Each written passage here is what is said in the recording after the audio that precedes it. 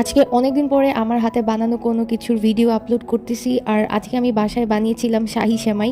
তো সেটা রেসিপিটাই তোমাদের সাথে শেয়ার করছি।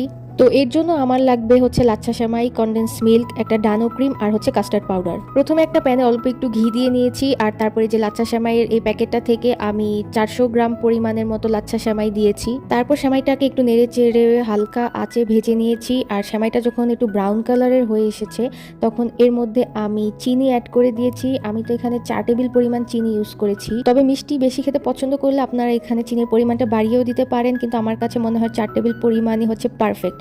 দেন এখানে আমি আরও 4 টেবিল চামচ পরিমাণ হচ্ছে গুঁড়া দুধ দিয়েছি। আর গুঁড়া দুধের পরিমাণটা একটু বেশি হলে সেমাইটা আসলে খেতেও মজা লাগবে। এখন সেমাইয়ের মাঝের লেয়ারের ক্রিমটা তৈরি করার জন্য আমি এখানে 2 লিটার পরিমাণ তরল দুধ নিয়ে নিয়েছি। এখন দুধটা ভালোভাবে জাল করে নিতে হবে। আর দুধটা যখন জাল হতে হতে এর পরিমাণ অর্ধেক হয়ে আসবে তখন এতে আমি একটা পুরো কনডেন্স মিল্ক অ্যাড করে দিচ্ছি। কনডেন্স মিল্ক অ্যাড করার পরে কিন্তু আরও বেশ খানিকক্ষণ সময় ধরে দুধটাকে জাল করে নিয়েছি। তারপর আমি এখানে ডানো ক্রিম অ্যাড করে দিয়েছি।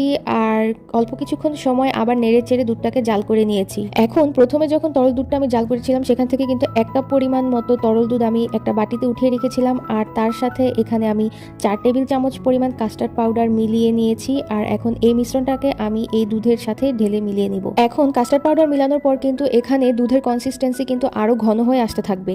আর এটাকে মিডিয়াম আঁচে রেখে কিন্তু একটু পরপরই ভালোভাবে নাড়াচাড়া করে নিতে হবে, না হলে কিন্তু এটা হাঁড়ির নিচে লেগে যেতে পারে। এভাবে বেশ খানিকক্ষণ নাড়াচাড়া করার পর যখন ক্রিমটা এরকম ঘন হয়ে আসবে তখন চুলার জালটা অফ করে দিতে হবে। ক্রিমটাকে কিন্তু অবশ্যই ফ্যানের বাতাসের নিচে ঠান্ডা করে নিতে হবে। আর ঠান্ডা হওয়ার পর দেখা যাবে যে ক্রিমটা কিন্তু আরো অনেক বেশি পরিমাণের ঘন হয়ে গিয়েছে। এখন একটা ফ্ল্যাট ডিশের মধ্যে ওই যে প্রথমে ভেজে রাখা সেমাইটাকে হচ্ছে দিয়ে এরকম একটা লেয়ার ক্রিয়েট করে নিতে হবে। দেন সেমাইয়ের সেকেন্ড লেয়ারের জন্য আমি এখানে ক্রিমটা ইউজ করছি। আর এই ক্রিমের সবটুকু পরিমাণই আমি এখানে দিয়ে দিব। তো আমি একটা চামচ দিয়ে এখানে আস্তে আস্তে করে ক্রিমটাকে ভালোভাবে স্প্রেড করে দিচ্ছি। দেন বাকি অর্ধেকটুকু সেমাই আমি ক্রিমের উপরে সমানভাবে ছড়িয়ে থার্ড লেয়ারটা বানিয়ে নিব। তো আমার শাহী সেমাই কিন্তু অলমোস্ট রেডি। আর এটাকে সার্ভ করার আগে ফ্রিজের মধ্যে অ্যাটলিস্ট 2 ঘন্টা রাখতে হবে যেন ক্রিমটা ভালোভাবে সেট হয়ে যায়। তো এই যে আমি তো 2 ঘন্টা রাখতে পারিনি, আমি প্রায় 1 ঘন্টা পরে সেমাইটাকে নামিয়ে ফেলেছি।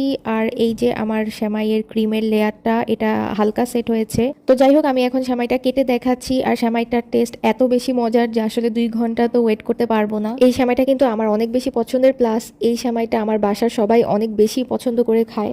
এখন একটা কথা বলে দিই, শাহী সেমাইয়ের মাঝখানে ক্রিমের লেয়ারটা পাতলা হলে কিন্তু উপরের সেমাইগুলো হচ্ছে নরম হয়ে যায়। তাই মাঝখানে ক্রিমের লেয়ারটা অবশ্যই যতটুকু সম্ভব ঘন করে দিতে হবে, তাহলে উপরে আর নিচে সেমাইয়ের লেয়ারটাও কিন্তু ক্রিস্পি থাকবে আর খেতেও কিন্তু মজা লাগবে।